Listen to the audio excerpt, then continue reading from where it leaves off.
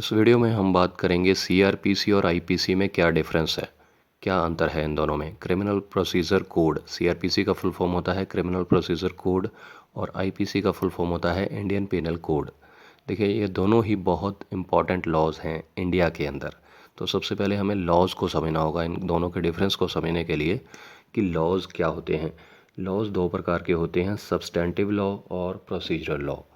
तो इसको एग्जांपल से मैं आपको समझाता हूँ, जल्दी समझ में आएगा। मान के चलिए आप किसी कॉलेज में एडमिशन के लिए गए और वहाँ पर आपको दो बुकलेट दे दी गई कॉलेज की इंफॉर्मेशन के लिए।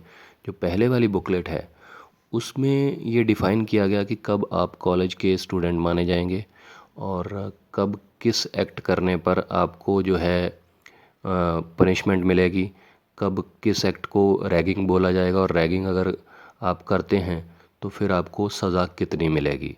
तो ये तो पहली वाली बुकलेट है।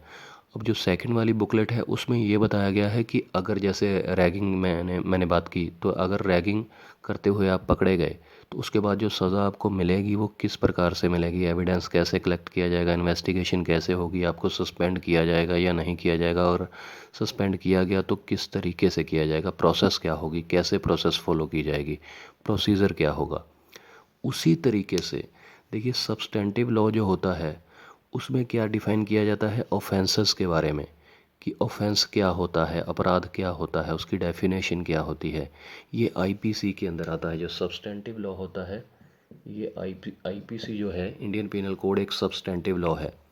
अब आईपीसी में क्या बताया गया है कि कब किस एक्ट को अपराध माना जाएगा, कि चोरी कब कही जाएगी कि इस व्यक्ति ने चोरी की गई है, या मर्डर कब कहा जाएगा कि इसने मर्डर किया है, किस एक्ट को मर्डर कहा जाएगा, किस एक्ट को डकैती कहा जाएगा, किस एक्ट को चोरी कहा जाएगा। ये सारा कुछ डिफ़ाइन किया गया है इंडियन पिनल कोड के अंदर। इसमें ऑफेंसेस को डिफ़ाइन किया गया है, उनकी डेफिनेशन दी गई है और डेफिनेशन के बाद उनकी पनिशमेंट को प्रेस्क्राइब किया गया है। पनिशमेंट भी बताई गई है कि अगर कोई चोरी करता है तो उसकी 3 साल तक की सज़ा होगी, अगर कोई मर्डर करता है तो उसकी लाइफ इम्प्रिजनमेंट हो सकती है या डेथ पेनल्टी हो सकती है। तो हर ऑफेंस को इसमें डिफ़ाइन किया गया है और उसकी सज़ा को प्रेस्क्राइब किया गया है। तो ये होता है सब्सटेंटिव लॉ। आईपीसी एक सब्सटेंटिव लॉ है।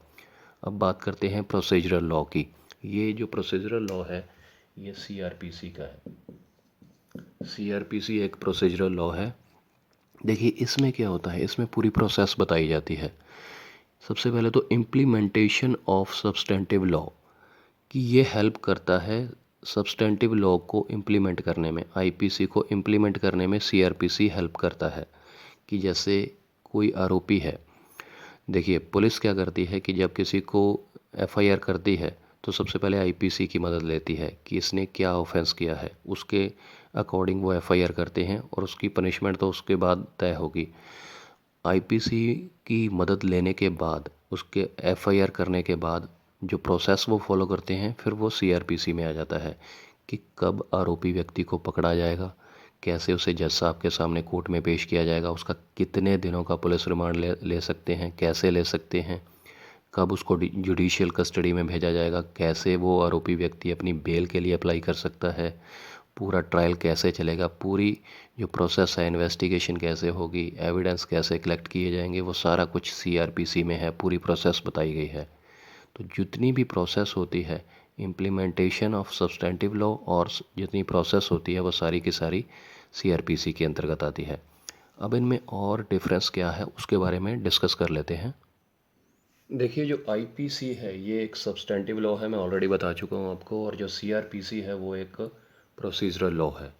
अब सेकंड पॉइंट क्या है कि ये इनेक्ट हुआ था 1860 में और फोर्स में आया था 1862 में। 1860 में ये इनेक्ट हुआ था और फोर्स में कब आया था, 1862 में। वहीं पर सीआरपीसी इनेक्ट हुआ था 1973 में और ये फोर्स में आया था 1974 में।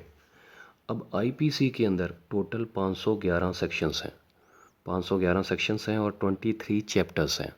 वहीं सीआरपीसी में टोटल 484 सेक्शंस हैं और जिसमें 37 चैप्टर्स हैं और 2 शेड्यूल हैं इसमें।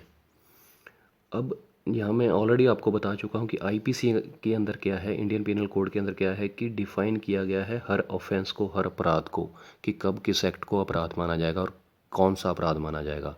तो डेफिनेशन दी गई है हर ऑफेंस की, और उसकी पनिशमेंट को प्रेस्क्राइब किया गया है। उसकी पनिशमेंट भी बताई गई है कि चोरी के लिए इतनी पनिशमेंट होगी, डकैती के लिए इतनी पनिशमेंट होगी, अगर कोई अटेम्प्ट टू मर्डर करता है तो उसके लिए इतनी पनिशमेंट होगी, अगर किसी का कोई मर्डर कर देता है तो इसकी इतनी पनिशमेंट होगी। वहीं पर सीआरपीसी में क्या है, पूरी प्रोसेस को बताया गया है कि कौन सी प्रोसेस फॉलो की जाएगी किसी अपराधी को सज़ा दिलाने में। जैसे इन्वेस्टिगेशन कैसे होगी, अपराधी को पकड़ा कैसे जाएगा, इंटेरोगेशन कैसे होगी, एविडेंस कैसे कलेक्ट किया जाएगा, जो आरोपी व्यक्ति है, जो अपराधी है, वो बेल के लिए कब अप्लाई कर सकता है, कैसे कर सकता है, उसकी अरेस्ट कैसे की जाएगी, ट्रायल चलेगा कैसे। मतलब जो सीआरपीसी है ये हेल्प करता है आईपीसी को लागू करने में। तो ये जो बेसिक डिफरेंस हैं ये वाले हैं आईपीसी के अंदर और सीआरपीसी के अंदर। उम्मीद करता हूँ आपको एक एक पॉइंट क्लियर हो गया होगा, क्योंकि मैंने सिंपल शब्दों में आपको समझाने की कोशिश की है। फिर भी कोई कन्फ्यूजन रह गई हो तो प्लीज़ आप कमेंट करके पूछ सकते हैं। और लॉ से रिलेटेड अगर कोई और भी जानकारी चाहिए, अगर आप किसी कॉम्पिटिटिव एग्ज़ाम की तैयारी कर रहे हैं या लॉ के स्टूडेंट हैं या लॉ में वैसे इंटरेस्टेड हैं, तो प्लीज़ आप कमेंट करके पूछ सकते हैं किसी लॉ पॉइंट के बारे में। और जाने से पहले इस चैनल को सब्सक्राइब ज़रूर कर लीजिएगा, कमेंट भी कीजिएगा ये वीडियो आपको कैसी लगी। नेक्स्ट वीडियो में बात करेंगे किसी और सेक्शन के बारे में। शुक्रिया ये वीडियो देखने के लिए, धन्यवाद।